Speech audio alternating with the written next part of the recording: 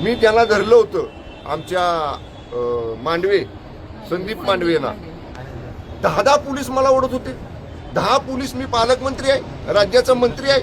आबा तिथं माझ्या मदतीला आले. आबांना 4-4 10 पोलीस धरत होते.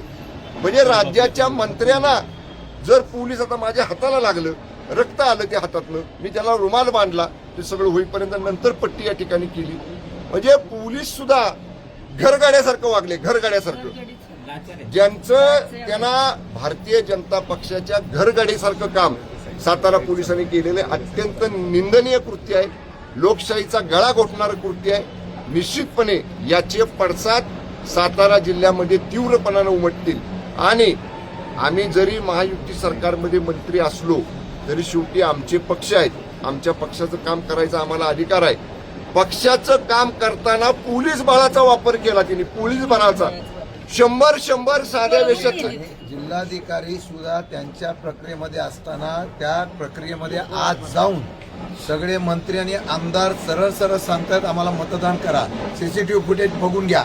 याचा अर्थ प्रक्रियेमध्ये जाऊन आतमध्ये जाऊन जर बोलत असतील तर लोकशाही कुठली राहिली ते.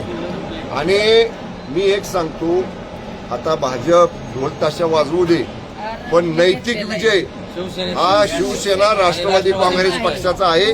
आमचे 37 सदस्य होते. आमच्या 2 सदस्यांना त्यांनी घेऊन गेले, शिवसेनेच्या. राष्ट्रवादीच्या 2 सदस्यांना घेऊन गेले. आता त्यांच्यावर डिस्क्वालिफिकेशनची प्रक्रिया पक्षामध्ये आम्ही सुरू करणार आहे. तो भाग वेगळा आहे. पण अशा पद्धतीनं बहुमत कुणाला दिलं होतं जिल्ह्याने? 37 सदस्यांना निवडून देऊन राष्ट्रवादी काँग्रेस पक्ष शिवसेनेच्या युतीला सातारा जिल्ह्यानं जिल्हा परिषदेतलं बहुमत दिलं होतं. जनमताचा अपमान, जनमताच्या निर्णयाचा घोर अपमान प्रशासनाच्या, पोलिसांच्या, जिल्हा प्रशासनाच्या मदतीनं भारतीय जनता पक्षाने या जिल्ह्यामध्ये आज केलेला आहे.